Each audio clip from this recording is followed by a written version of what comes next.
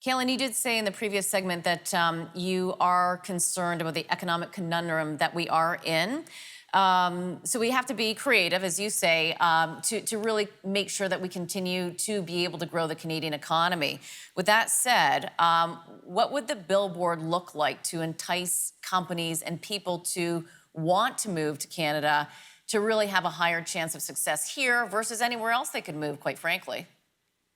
So, the billboard analogy is one that I've had, some fun with discussing it with others as well. And I think that, when you say come to Canada, a respectful, open country, welcoming to people of diverse natures and diverse backgrounds, where hard work leads to good outcomes. If we eliminate the hard work part of this, I don't think we're heading in the right directions.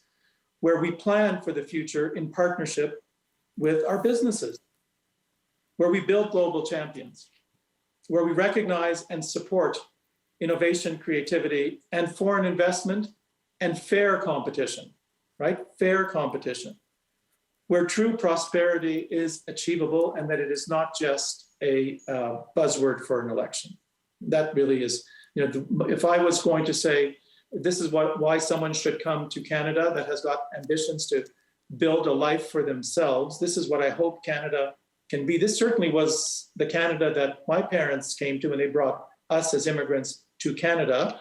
The view was that this was a land of phenomenal opportunity, and the one driving feature was basically hard work, get a higher education, and make it such that you can be a solid contributor to the economy. And we see all of these people now coming from so many countries who have the ambition to do that. And I think as a country, we should be able to deliver that, but that will take a lot of work from inspired governments going forward. So just to pick up on that, what do you think needs to change? What needs to pivot here in terms of making sure that this is a land of prosperity that you've enjoyed, that I've enjoyed, to make sure that others can as well? I think that's just so key and critical. Young people having the same opportunities. Where are we on a scale of 1 to 10, in your opinion, and what needs to change? Yeah. No, look, Canada is a great country. It is a great country, and no government is entitled to hijack it to their own political ambitions. No government is entitled to that. Canada is your Canada, and it's my Canada. It's not some politician's Canada. And I think that is, I understate that, and I underscore that, I should say, and that is critical here, is that it doesn't belong to the politicians. It really doesn't. Just because somebody chooses to run for office, that doesn't give them that entitlement in and of itself. And that's where it comes back to this notion of partnership and having some real dialogue as to what it takes.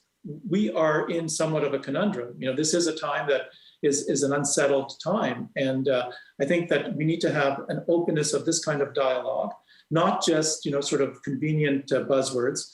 Of course, one of the things that I was somewhat gobsmacked by is the notion that monetary policy is not important, and interest rates may not be important, and currency conversion may not be important, and attracting foreign investment may not be important, and creating the right kind of jobs may not be important, and the energy sector may not be important. But guess what? At some point, all of that is kind of important if you're talking about building a place that results in prosperity. So, when we look at the transition to a green economy, for sure it needs to be done over a period of time thoughtfully. And it can't stay the way it was.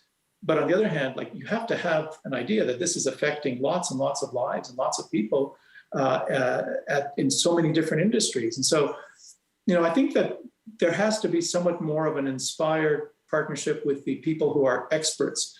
Most people who run for office have never run a business. They've never had responsibility for employees, let alone for thousands, tens of thousands of employees.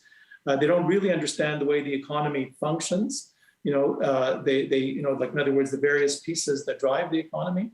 Often they do, count on the bureaucrats to assess those factors for them.